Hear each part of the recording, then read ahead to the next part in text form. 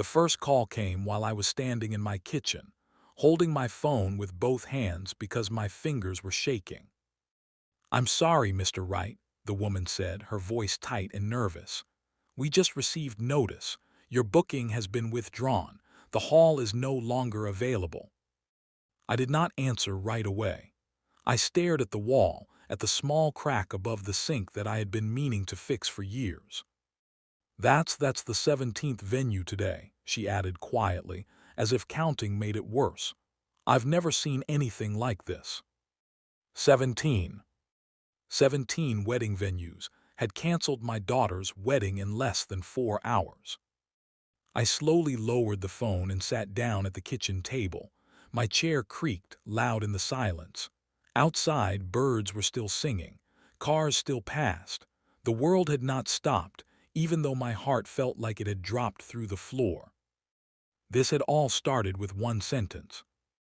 "We only want important people at our wedding."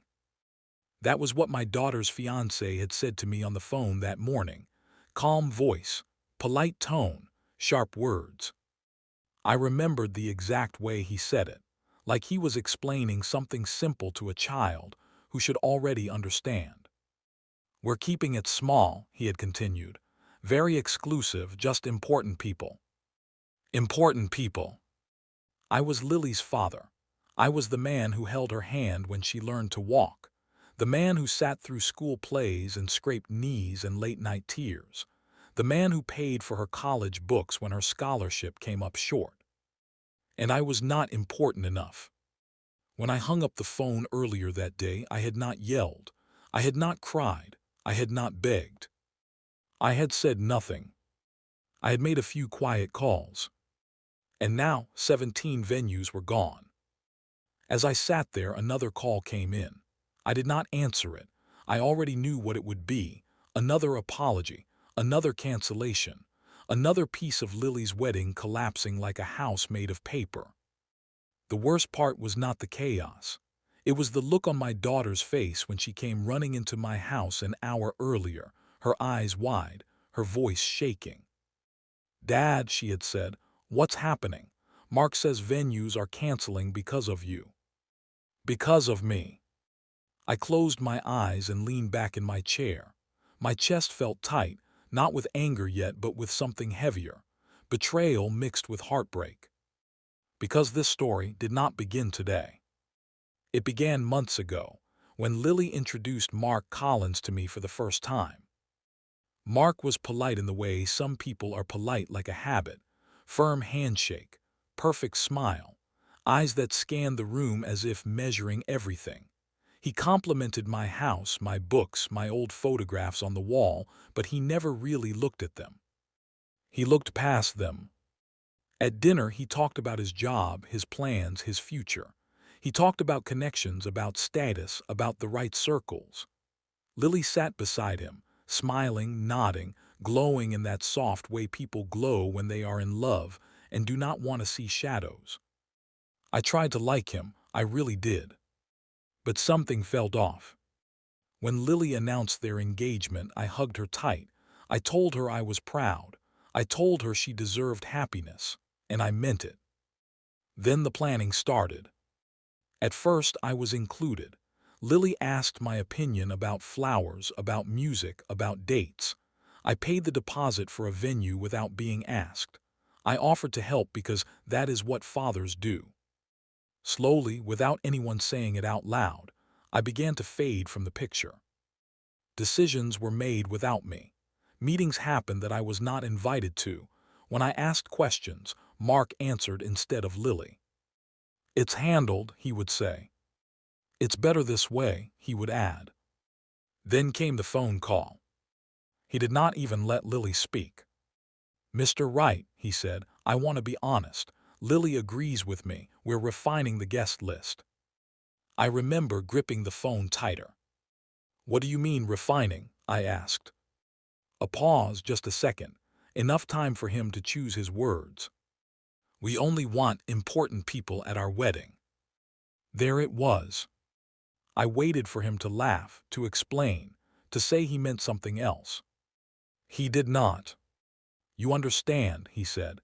This is about image, about our future. It's nothing personal. Nothing personal. I thought of Lily as a little girl, asleep on my chest during storms. I thought of every sacrifice I had made quietly, without applause, without asking to be called important. I understand, I said. And I hung up. I did not call Lily right away. I did not storm over to her apartment. I sat very still for a long time. Then I picked up my phone and made the first call. The man who answered had known me for 30 years. I need a favor, I said. By noon, I had made a few more calls. Just conversations, just questions, just reminders of old agreements and professional courtesies. I did not lie. I did not threaten. I told the truth. And the truth traveled fast. That was when the cancellations began. Back in the present, I heard my front door open. Lily stepped inside, her face pale, her hair messy like she had been running her hands through it over and over. "Dad," she whispered, "tell me what you did." I stood up slowly. My knees felt weak, but my voice did not. "I protected myself," I said. Her eyes filled with tears. "Mark says you're trying to ruin our wedding." I looked at my daughter, really looked at her. She looked scared, confused, caught between love and loyalty. "Sit down," I said gently, "please." She did. "I need you to listen," I said, "and I need you to listen carefully." Before I could continue, her phone buzzed. She glanced at it, then looked back at me, fear flashing across her face. "It's Mark," she said. "He's furious." I took a deep breath. This was no longer just about a wedding. This was about respect, about silence, about what happens when people mistake kindness for weakness. And as Lily answered the call on speaker, Mark's angry voice filled the room. I realized something important. This was only the beginning. Because once the truth started coming out, there would be no stopping what came next. And Mark Collins had no idea how many more calls were still left to be made. Mark's voice came through the phone sharp and loud, like broken glass. "What did you do?" he snapped. "Venues don't just cancel for no reason." Lily flinched. I could see it in her shoulders, the way she curled inward without meaning to. I held up my hand gently, not to stop her, just to steady her. "I didn't do anything wrong," I said calmly. "I spoke to people I know." Mark laughed, but there was no humor in it. "You spoke to people. You're not even involved in this wedding anymore." Those words hit Lily harder than they hit me. "What do you mean, not involved?" she asked, her voice small. There was a pause, a dangerous pause. Mark sighed like a man tired of explaining something obvious. "Lily, we talked about this. This wedding is about our future, about how we present ourselves." "And Dad?" she asked. Another pause, longer this time. "He's complicated." I felt something shift inside my chest. Not anger yet, clarity. "I'll let you two talk," I said, and reached for the phone. Mark pulled back immediately. "No, stay, you should hear this." That told me everything. "Dad," Lily said, turning to me, her eyes searching my face. "Why are venues canceling? Please don't lie to me." I sat back down across from her. "I won't lie, but you need to hear the whole story." Mark scoffed. "Here we go." I ignored him. "Lily," I said softly, "do you remember when your mother passed? How hard it was to keep the house, keep you in school, keep everything steady." She nodded slowly. "Do you remember the people who helped us? The neighbors, the business owners, the old friends?" "Yes." "I stayed in touch with them," I said. "Not for favors, for friendship, respect, trust." Mark cut in. "This is ridiculous." "Mark," I said, my voice firm now, "you called me unimportant. Those people heard about it. Not from me attacking you, from me answering questions honestly." "What questions?" Lily asked. "Why your father wasn't invited," I said. Her face went white. "I never said you weren't invited," Mark said quickly. You said only important people were, I replied. You made the choice. I simply didn't protect you from the consequences. The phone went silent. Then Mark's voice came back lower, colder. You sabotaged us. No, I said, you exposed yourself. Lily shook her head, overwhelmed. Mark, is this true? Did you really tell people my dad didn't matter? It's not like that, he said fast. You're twisting it. Then explain it, she said.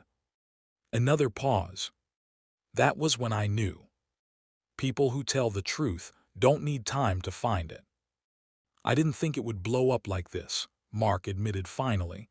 I thought your dad would just accept it. Accept it? Like a bad seat, like being ignored in a room. I raised you better than this, I said quietly, not to Mark but to Lily. She looked down at her hands. Mark, she said slowly, why didn't you tell me exactly what you said? I didn't want to stress you out, he replied.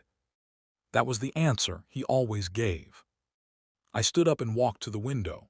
Outside, the sky was changing, clouds rolling in thick and gray. Lily, I said, do you know why venues cancel bookings suddenly? Because of money, she guessed. Sometimes, I said, but mostly because of reputation. Mark cursed under his breath. The people I spoke to, I continued, they don't like being part of something that disrespects family, especially fathers, especially ones they know. You turned them against me, Mark shouted. No, I said. They asked me questions, I answered. Lily's phone buzzed again. Then again, she glanced at it. My friends are texting, she whispered. Suppliers too, everyone's confused. Mark sounded panicked now. Fix this, call them back, tell them it was a misunderstanding. I turned to Lily. Do you want me to lie? She swallowed hard. No, she said. Silence stretched between us. Then Mark said something that changed everything. Lily, if you don't get him under control, we're done. I turned slowly.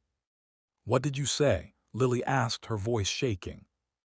I said I won't marry into chaos, Mark replied. I won't start my life with someone whose family causes problems. I felt my jaw tighten. Your family, I said carefully, is not a problem, your choices are. Stay out of this, Mark snapped. Lily stood up. No, I won't. Her voice surprised even her. You told my father he wasn't important, she said. You hid it from me, and now you're threatening to leave unless I choose you over him. That's not fair, Mark protested.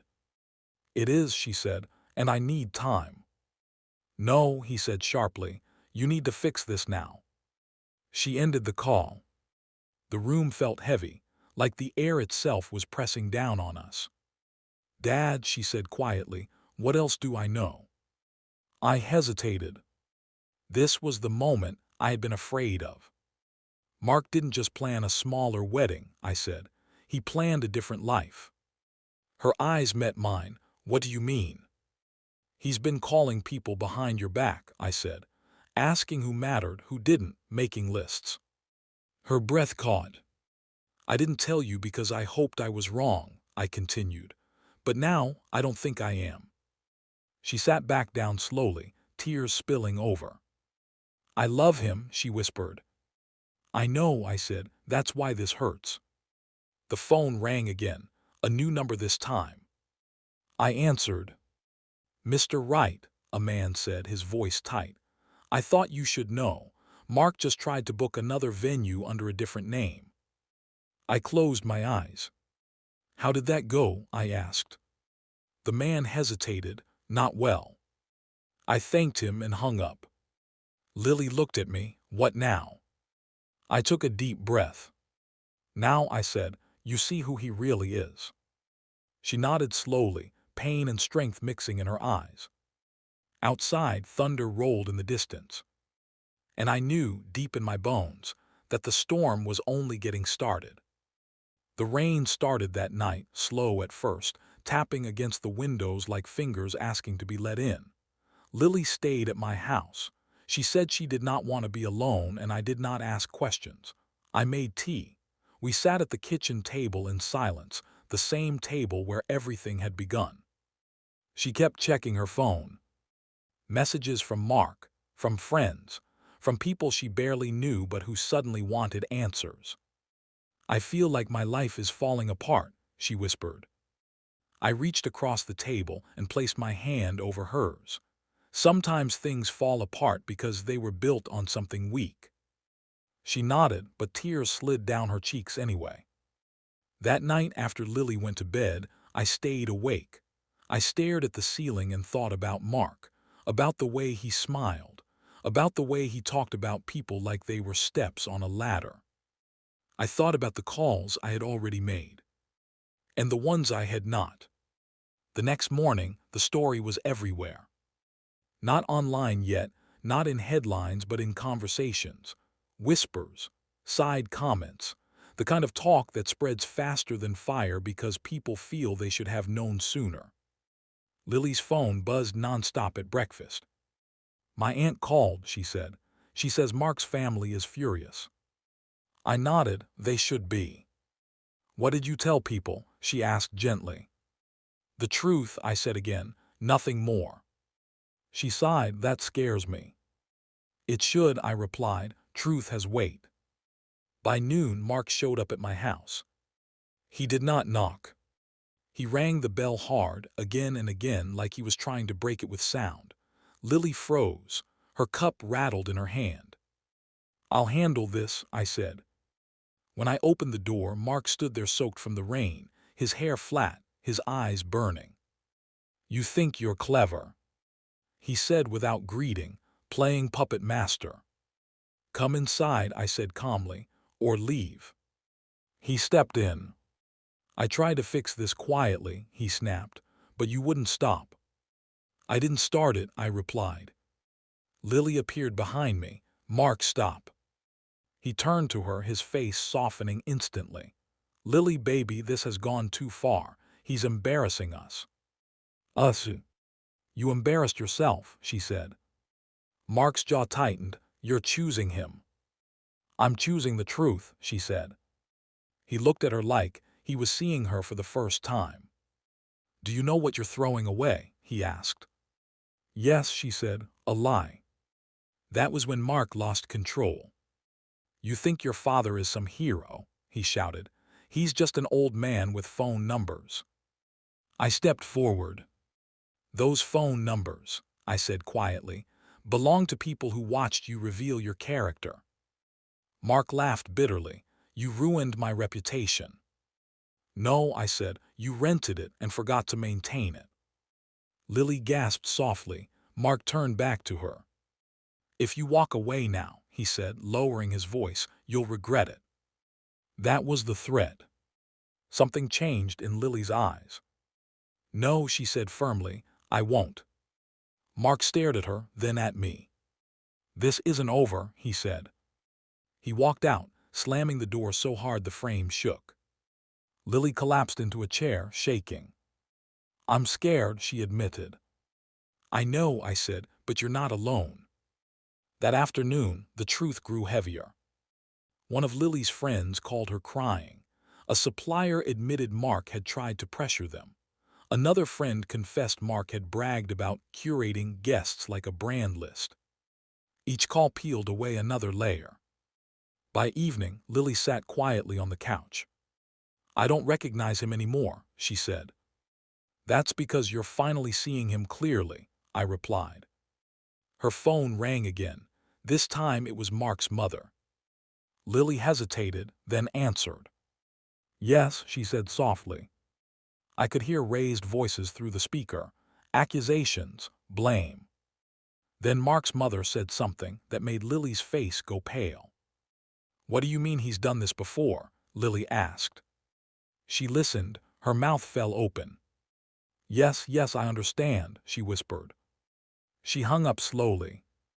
"What did she say?" I asked. Lily looked at me, her voice trembling. "There was another engagement," she said. "Years ago, it ended the same way." My chest tightened. "Exclusion," she continued. "Control, silence." I nodded grimly. "Patterns don't lie." Lily buried her face in her hands. Why didn't anyone warn me? Because people are afraid of causing trouble, I said, and silence protects the wrong people. That night, Lily made a decision. She packed a small bag and moved back into her old room. I need space, she said, from him, from everything. As she closed her bedroom door, her phone buzzed again. A message from Mark. She showed it to me. If you don't fix this, I will. I felt something cold settle in my stomach. What does that mean? She asked. I don't know yet, I said honestly. Outside, the rain turned heavier, pounding against the house like a warning. And deep down, I knew Mark Collins was not finished. Not by a long shot. The next morning came too quietly. No rain, no thunder, just a gray sky and a strange stillness that made my chest feel tight before anything even happened. Lily woke up early. I could hear her moving around upstairs, opening drawers, packing. When she finally came down, her face was pale but steady, like she had already cried all her tears during the night. I had a dream, she said softly. I was walking down the aisle, but no one was there, just him, smiling. I set a plate of toast in front of her. Dreams have a way of telling us what we already know. She nodded but did not eat. Around mid-morning, the first sign came that Mark had decided to fight back. My phone rang. It was a number I did not recognize. Mr. Wright, a woman said, her voice stiff and professional. This is Corinne Lewis from Lewis and Hart Legal. I'm calling on behalf of Mark Collins. Lily froze across the table. Yes, I said calmly. My client is concerned about ongoing interference in his personal affairs, she continued. Specifically, actions that have caused financial and reputational damage. I almost smiled. Is that so? I asked. Yes, she said. He believes you intentionally influenced vendors to cancel contracts. I answered questions honestly, I replied. That is not interference. There was a pause.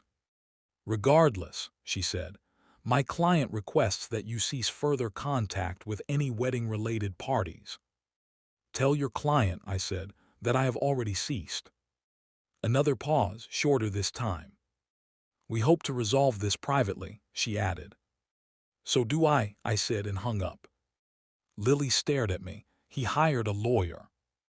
Yes, I said, because people who control through charm panic when charm stops working. Her phone buzzed again. This time it was social media. Someone had posted. Not a name, not a direct accusation. Just a story. A vague one. A story about an older parent who was jealous, manipulative, and trying to ruin a young couple's future. Lily's hand shook as she scrolled. That's about you, she whispered. Yes, I said, and about him. By noon, the whispers turned louder. Friends messaged Lily asking questions, some careful, some sharp, some already decided. Mark was shaping the story now, painting himself as the victim. He's telling people you're controlling me, Lily said, tears welling up, that you always have. I took a slow breath, then we stopped being quiet. She looked up. How? By telling the full truth, I said, not in anger, not in revenge, in daylight. That afternoon, Lily met with two people. One was her closest friend from college. The other was Mark's former coworker, a woman who had reached out quietly after hearing rumors. They sat in my living room, voices low, eyes cautious. I didn't think it was my place, the woman said finally, but I've seen this before. Mark builds images, not relationships. Lily leaned forward. What do you mean? He decides who matters, the woman explained. Who helps his climb, who gets cut out. My chest tightened as Lily listened. He talked about your wedding like a business launch, the woman continued. He said it had to look right. Lily closed her eyes. So it wasn't just me, she whispered. No, the woman said gently, it never is. By evening, Lily made another decision. She picked up her phone and typed a message. She read it out loud before sending. I need time. Do not contact me again. Any communication must go through someone else. She hit send. Her hand trembled. That's brave, I said. It feels terrifying, she replied. Less than 5 minutes later, her phone rang. She didn't answer. It rang again. Then a text came through. You're making a mistake. Then another. You'll regret this. Then one more. I can destroy him if I want to. My stomach dropped. Dad, Lily said quietly, turning the screen toward me. He's threatening you. I stared at the words. No, I said slowly. He's revealing himself. I told Lily to pack a bag. Where are we going? She asked. Somewhere safe, I said. Before we could leave, the doorbell rang. Once, twice, then knocking. Hard. I stepped toward the door, but Lily grabbed my arm. Don't, she whispered. I will, I said. This ends face to face. When I opened the door, Mark stood there again. Dry this time, calm, smiling. You shouldn't be hiding, he said. It makes you look guilty. You shouldn't be here, I replied. Lily appeared behind me. Leave, she said firmly. Mark's smile slipped. You think you've won, he said, but you don't know who you're dealing with. I do now, Lily said. He leaned closer, his voice low. If this wedding doesn't happen, things will get ugly. I stepped between them. Threats are admissions, I said quietly. Mark's eyes flicked past me, calculating. This story can go very badly for you, he said, for both of you. Or very honestly, I replied. For the first time, Mark looked unsure. He backed away slowly. This isn't over, he said again. As he turned and walked down the path, Lily collapsed against me. I don't feel safe, she whispered. I wrapped my arms around her. We will be, I said, because tomorrow the truth stops being private. That night I made one final call. The most important one. And as I hung up, I knew the next day would change everything. The next morning, the truth came out in the open. Not as gossip, not as whispers, but clearly, calmly, and all at once. Lily slept late for the first time in days. When she came downstairs, I was already dressed, sitting at the kitchen table with my phone beside me. It had stopped buzzing overnight, which told me everything I needed to know. The storm had passed its breaking point. Is it over? She asked quietly. It's finished, I said, but it needs to be understood. She sat across from me, wrapping her hands around a mug of tea. I'm scared, she admitted, not of him anymore, of what I almost became. I nodded. That's the part people don't talk about. Control doesn't always feel like danger at first. It feels like love with rules. That morning, Lily agreed to speak. Not to the world, not dramatically, but to the people who mattered, family, close friends, the ones who had been confused, worried, or misled. She told them everything. She explained the phone call, the words important people, the guest lists Mark controlled, the way decisions were made without her, the threats, the pressure, the lies. She did not exaggerate. She did not insult him. She simply told the truth. And once the truth had light, it no longer needed protection. By midday, Mark's story collapsed. The vague posts disappeared. Messages stopped. People began reaching out to Lily, apologizing for believing the wrong version, for staying silent, for not asking questions sooner. One message stood out. It was from Mark's former fiancé. Lily read it slowly, tears running down her face. I wish someone had warned me too, the woman had written. I'm proud of you for walking away. That was when Lily finally cried, not from fear but from release. In the afternoon, Mark's lawyer called again. This time the voice was different. Mr. Wright, she said carefully, my client has decided to withdraw all claims. He will not pursue further action. Good, I replied, because there was nothing to pursue. There was a pause. I also want to say, the lawyer added quietly, that I've advised him to stop contacting your daughter. Thank you, I said and meant it. When I hung up, Lily looked at me. So that's it, she asked. Yes, I said, that's it. The wedding was officially canceled that evening, not because there were no venues, but because there was no groom. Lily announced it herself. Simple words, clear reasons, no drama. And with that, the last thread of Mark Collins' control snapped. In the weeks that followed, Lily slowly became herself again. She laughed more, slept better, ate without forcing it. She talked about the future without fear tightening her voice. One evening, as we sat on the porch watching the sun sink low, she turned to me. Dad, she said, why didn't you fight louder at first? I thought about that for a moment. Because sometimes, I said, the loudest thing you can do is tell the truth and step back. People reveal themselves when they think no one is watching. She nodded.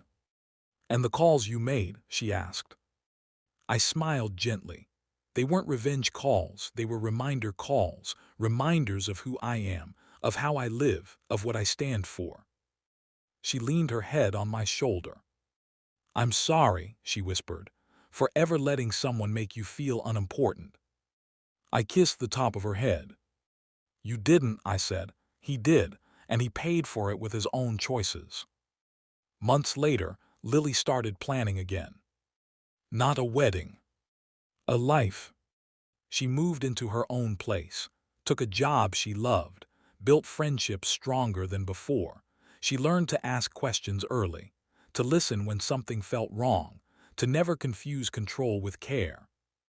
As for me, I returned to my quiet life. Same kitchen table, same crack in the wall, same phone. But now when it rang with respect. Because the lesson had spread further than any rumor ever could. If you stay silent to keep peace, you lose yourself.